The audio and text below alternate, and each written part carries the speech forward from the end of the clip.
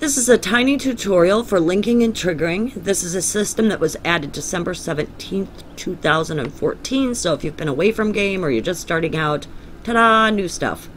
What is linking and triggering? In essence, it's more or less the ability to tell one or more interactive props that, hey, you guys are friends now. When I do this with one prop, this thing's going to happen with the other prop. The other thing that it added was something called the area tool to your building tools. Now, I did not have this. You should have this in your character's bag right away. If you don't have this new area tool, you can go to the spire. That's the glowy bit in the middle of all maps. Click on the blue and yellow chest, and that should put the area tool into your bag.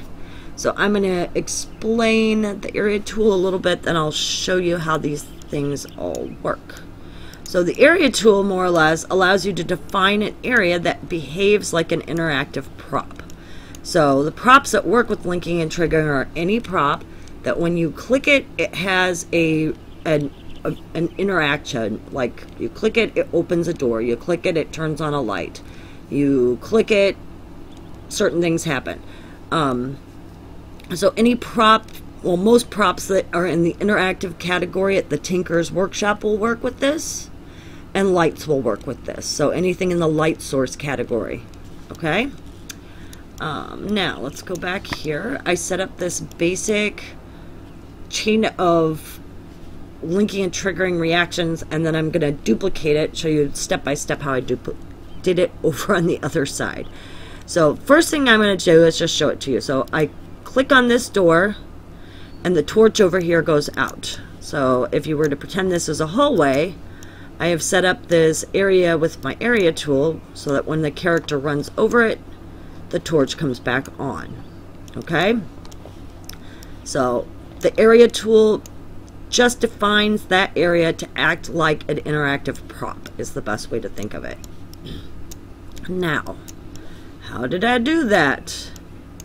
Well, you want to right click on the prop you want to start with.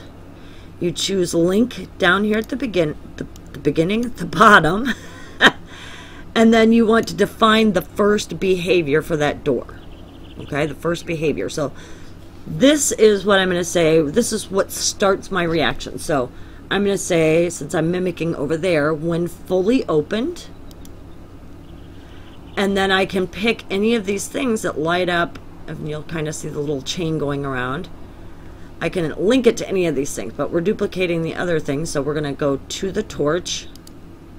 I left clicked to pick the torch, and since I'm mimicking the other side, I can toggle it on, off, turn on, turn off is what I'm going to have it do. So now I have just these two linking and triggering, and it turns off the torch.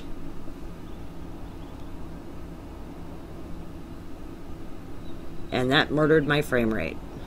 Okay, did it murder my frame rate? Yes, it did. Okay, it's the first time it murdered my frame rate. Okay, so just to show you again, I'm going to turn on the torch. I'm going to put the door back in the closed position. So open the door now, and the torch goes out. That's fabulous. So we've got the first two linking and triggering things going on here. I want to use my area tool though to connect that, remember the running over this area, to turn my torch back on. So I start with this. It works much like the selection tool. I define this particular area I want it to work with, and then down here you've got all of these functions. So when I decide that I want that to be the area, I'm going to click this create button. It makes that little happy blue box. I'm going to hit escape so that I can get back to my tools easily. Now I can right click on this, I can link it, and I can say when player enters or exits. I'm going to say when player enters. That's how I have my other one set. I'm going to left click it on my torch, and I'm going to tell it to turn on again. Alright, so let's get all this reset here.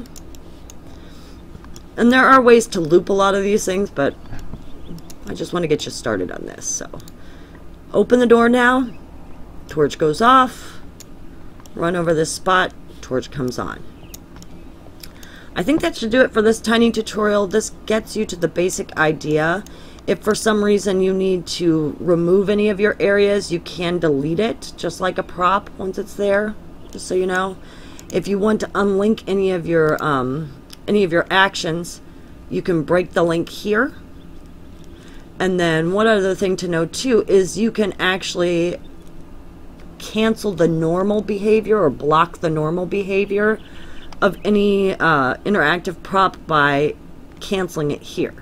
So if I wanted this to not open unless you did something like pull this switch, I can actually block the door from its normal behavior. Don't know if that makes sense. Don't want to get too ahead of myself. Experiment. This has been a tiny tutorial, and I'm sure I'll talk to you soon.